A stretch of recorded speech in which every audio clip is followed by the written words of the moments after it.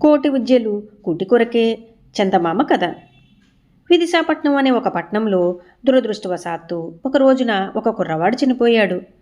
ఆ పిల్లవాడి తల్లిదండ్రులు, బంధువులు ఆ శవాన్ని తీసుకుని ఊరు అవతల ఉన్న శ్మశానానికి చేర్చి దాన్ని ఒకచోట దింపి అడవసాగారు.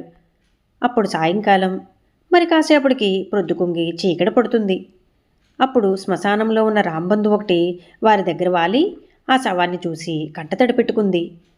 అయ్యో, రత్నం లాంటి కుర్రవాడు, ఇలాంటి కుర్రవాడు చనిపోయాడంటే నాకే ఏడుపు వస్తుంది. పైదానినైనా నాకే ఇంత దుఃఖం వస్తూ ఉంటే కడుపును కన్నవాళ్ళు, పెంచిన వాళ్ళు అయినా మీకు దుఃఖం రాదా? వస్తుంది. కానీ ఏడ్చి ఏం లాభం?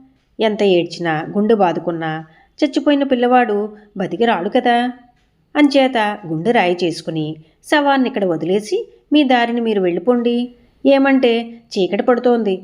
ఇది వల్లకాడు కానీ ఊరు కాదు కదా. చీకటి పడితే ఇక్కడికి దయ్యాలు భూతాలు వచ్చి బ్రతికున్న వాళ్లను కూడా పీక్కు తింటాయి అంది. ఈ మాటలు వినేటప్పటికీ వాళ్ళకి నిజమే అని తోచి శవాన్ని అక్కడ వదిలేసి వెళ్దామని బయలుదేరారు. వాళ్ళు తిరుగుమొహాలు పెట్టేటప్పటికీ నక్క ఒకటి ఆ బొరియల్లో నుంచి వచ్చి వాళ్ళకి ఎదురై, ఇదేమిటి, వచ్చి ఒక గడి అయినా కాలేదు, అప్పుడే శవాన్ని వదిలేసి వెళ్ళిపోతున్నారేమిటి? పున్నమచంద్రులు లాంటి పిల్లవాడిని వదిలేసి వెళ్ళటానికి మీకు కాళ్ళెలా వచ్చాయి? చచ్చిపోయాడు కదా అని వదిలేసిపోతున్నారే కానీ మీ అదృష్టం బాగుండి కుర్రవాడు మళ్ళీ బతకూడదా? ఇంతకు ఇప్పుడే ఇంటికెళ్ళి మీరు చేసేదేమిటి? అక్కడైనా ఏడిపేగా, ఆ ఏడిపేదో ఇక్కడే అడవండి అంది. కుర్రవాడు మళ్ళీ బతకచ్చు అనేటప్పటికీ వాళ్ళందరికీ ఆశ కలిగి వెళ్దామనుకున్న వాళ్ళంతా మళ్ళీ ఆగిపోయారు. వాళ్ళలా ఆగిపోవడం చూసి రాబందు, ఎంత చోద్యంగా మాట్లాడుతోంది నక్క, అప్పుడే శవం చెడిపోయి వాసన కొడుతోంది. అలాంటిది ఇంకా ఈ పిల్లవాడు బతకడం ఏమిటి? చచ్చిన వాళ్ళు తిరిగి బ్రతికి రావటం ఎన్నడైనా విన్నామా? నేను శతవృద్ధుణ్ణి, నా మాట వినాలి కానీ నిన్న కాక మొన్న పుట్టిన ఈ గుంటనక్క మాటలా మీకు వేదవాక్కులు? చనిపోయిన వాడి కోసం ఏడుస్తూ కూచుంటే ఏం లాభం? వెళ్ళి మీ శాస్త్రాల్లో చెప్పిన ప్రకారం గోదానం, భూదానం, హిరణ్యదానం మొదలైన దానాలన్నీ చేసి మరణించిన వాడికి స్వర్గం ప్రాప్తించేటట్లు చూడండి. వెళ్ళండి, ఇక్కడ కూర్చోవడం ఎందుకు అని తొందరపెట్టింది. ఈ మాటలు అవుననిపించి వాళ్ళు లేచిపోబోయారు. కానీ మళ్ళీ నక్క ఎదురొచ్చి, ఏళ్ళు వచ్చినంత మాత్రానే రాబందు బుద్ధిశాలి అనటానికి వీల్లేదు. దీని మాటలు శుద్ధ అబద్ధమన్న మాట మీకే తెలుస్తోంది. కొంచెం ఆలోచిస్తే చచ్చిన వాళ్ళు బ్రతికి రావటం ఎన్నడైనా విన్నామా అని కదూ అంది. పూర్వకాలంలో సావిత్రి భర్త అయిన సత్యవంతుడు బ్రతికి రాలేదా? చంద్రమతి కొడుకు లోహితాసుడు పాము కరిచి చనిపోయినవాడే మళ్ళీ జీవించలేదా? అలాగే మీ పిల్లవాడు కూడా తిరిగి బ్రతకవచ్చు. కనుక మీరు కాసేపు ఉండండి. దయ్యాలు భూతాలు మిమ్మల్ని పీకు తింటాయని ఈ రాబందు మిమ్మల్ని భయపెడుతుందే కానీ ధైర్యవంతుల్ని దయ్యాలేమీ చేయలేవు. భూతనాథుడైన ఈశ్వర్ని మీరు ప్రార్థన చేయండి.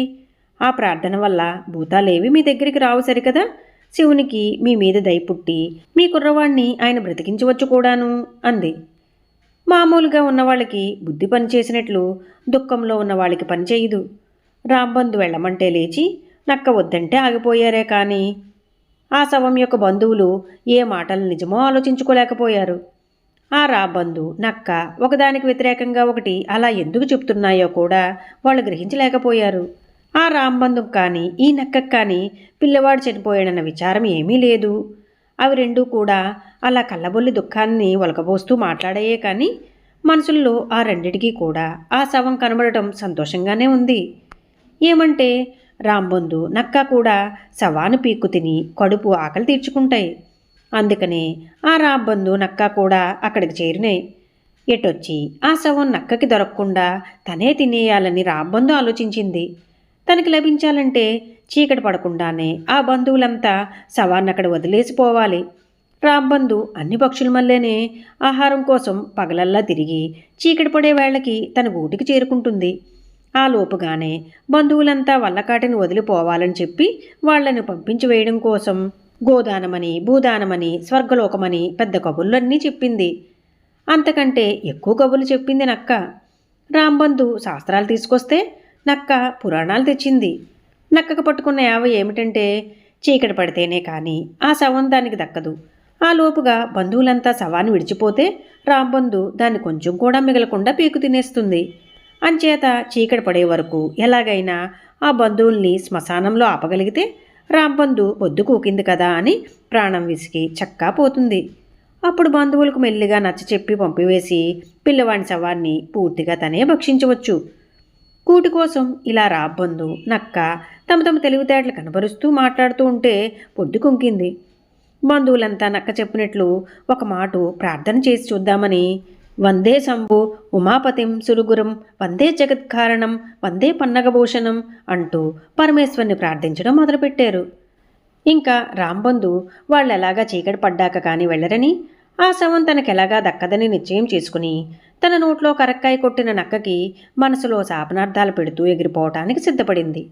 ఇంతలో చీకటి పడ్డంతోనే శ్మశానం కనుక అక్కడ విహరించడం కోసం ఈశ్వరుడు సాకిని డాకిని భూత పిశాచాలతో చక్కా వచ్చాడు. వచ్చేటప్పటికి ఆయనకి వాళ్ళ ప్రార్థన వినిపించి ఆయన వాళ్ళకి ప్రత్యక్షమై, ఏం కావాలి మీకు, ఎందుకు ప్రార్థన చేస్తున్నారు మీరు అన్నాడు. అప్పుడు వారందరూ బ్రహ్మానందభరితులై, స్వామి ఈ పిల్లవాడిని బ్రతికించు అని ప్రార్థించారు. శివుడు సరే అని ఆ కుర్రవాడిని బ్రతికించేసరికి ఆ బాలుడు నిద్రలోంచి లేచిన వాడికి మళ్ళీ ఆవులిస్తూ, ఏమర్రా ఇక్కడికొచ్చారేమిటి అన్నాడు. గూటికి ఎగిరిపోదామనుకుంటున్న రాంబంధు జరిగిందంతా చూస్తూ విస్తుపోయింది. అంతవరకు ఇంకా శవం నాకే దక్కింది అని సంతోషిస్తూ కూర్చున్న నక్కకి మాత్రం ఆ శవానికి ప్రాణం వచ్చి కుర్రవాడ లేచి కూర్చోవడంతోనే మొహం మాడిపోయింది. అది ఉక్రోషం ఉండబట్టలేక పరమశివుణ్ణి తిట్టసాగింది. అక్కడ బంధువులంతా దాని చర్య చూసి, ఇదేమిటి, నీ సలహా ప్రకారం మేము ప్రార్థిస్తే శివుడు ప్రత్యక్షమై మా పిల్లవాడిని మళ్ళీ బ్రతికించాడు, ఆయన్ని తిడుతున్నావేమిటి అని ఆశ్చర్యంగా నక్కనడిగారు.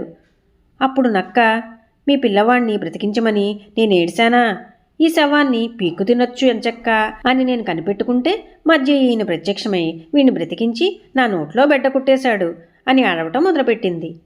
రాంబంధు దిగివచ్చి సంగతంతా చెప్పి, స్వామి నా నోటికందిన ఆహారాన్ని ఈ నక్క పడగొట్టింది, దీని ఆహారాన్ని నువ్వు పడగొట్టేశావు, ఇది న్యాయమే అంది. కడుపు కోసమే కదా ఇవి ఇంత కక్కుర్తి పడ్డాయని శివుడు జాలి తెలిచి నక్కకి రాంబంధుకి కూడా అప్పటినుంచి ఆకలి దప్పి ఉండకుండా వరం ఇచ్చి పంపేశాడు. బంధువులు బాలుడితో ఇంటికి చేరుకుని శ్మశానంలో జరిగిందంతా పదే పదే ఆశ్చర్యంగా చెప్పుకుంటూ రాత్రి గడిపారు. ఈ కథ మీకు నచ్చినట్లయితే లైక్ చేయండి, షేర్ చేయండి. మరిన్ని మంచి కథల కోసం మా సంపత్ ఛానల్ సబ్స్క్రైబ్ చేసుకోండి.